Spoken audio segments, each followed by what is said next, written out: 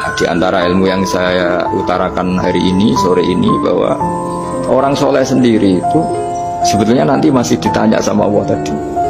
Kenapa kamu nyembah saya? Karena ingin masuk surga. Kenapa kamu nyembah saya? Takut neraka. Lalu kamu tidak hormat saya, kata Allah, ketika saya tidak bikin surga, tidak bikin neraka. Artinya mereka sadar bahwa ibadah itu harus murni karena Allah Subhanahu wa ta'ala, bukan karena takut masuk neraka, juga bukan karena ingin masuk surga. Ya sama seperti kita mencintai anak kita, yaitu sebagai karena anak kita. Jangan karena anak kita ranking 1, anak kita kumplot, lalu terus kita membiarkan anak kita saat ada anak kelas. Toh tetap anak kita. Saya mencintai suami saya karena dosen penghasilannya banyak, lalu suatu saat kalau ada masalah di PHK atau ada masalah terus tidak suami kan. Makanya di sini agama itu sangat menyarankan kesejatian. Jadi dia suami kita, dia anak kita, apapun kondisinya. Nah kira-kira gitulah, ikhlas itu kira-kira seperti itu. Jadi jangan sampai alasan-alasan yang bersifat materialistik itu yang menjadikan kita mencintai istri karena cantik, mencintai suami karena hasilnya besar. Suatu saat kalau itu berubah, kita akan masalah. Di sini agama menyarankan ikhlas.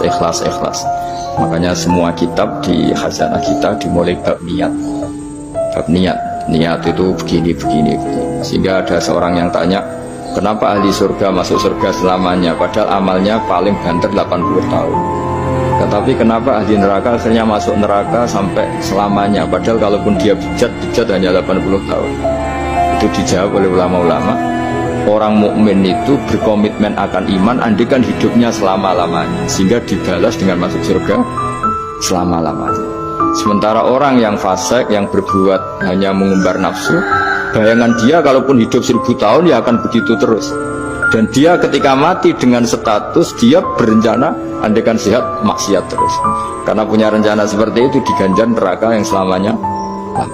Maka saya mohon niat ini juga yang harus mengilhami para rektor, para dosen.